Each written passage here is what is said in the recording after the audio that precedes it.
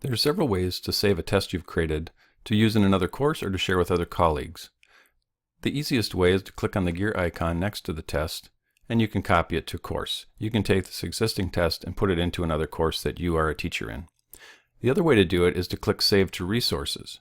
This allows you to share it either in your own personal file folder, which would be under the Home, or with a group of teachers that you belong to. So this would be a group with my social studies team. Maybe it's my PLC group. If I click that, I can choose a subfolder that we've created in that shared space for my History Unit 1, and then I save a copy. Now that test has been saved to my shared resources.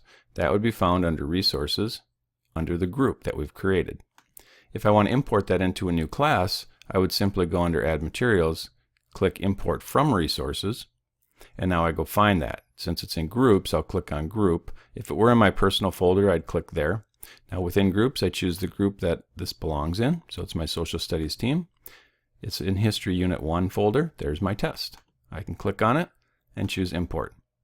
Now there are some advanced options that you can choose from. I could just click Import here and I'd be fine, or I can go under Advanced option, change the maximum points, set this as a midterm or final, put a new date in there for that test, or change some of the other basic settings. For now, I'll just leave it at the basic and import.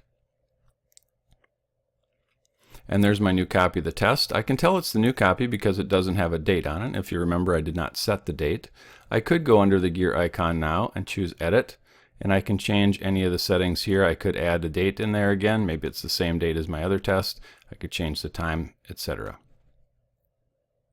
Now this is very useful if you want to share tests amongst members of your PLC, so you can have some common assessments, or if you want to bring two versions of the same test into your course, so one is a regular version and the other is a modified version. So maybe now the second copy I want to be modified.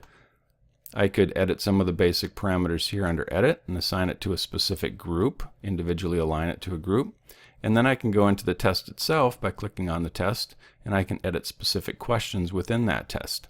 So maybe I want to simplify the test by removing some of the choices for the students. And if I do that, that is only impacting this version of the test. So if I go back to my course, the first version of the test remains intact. This version of the test now has the modified answers, and the version that I have in my resources remains unchanged for future use.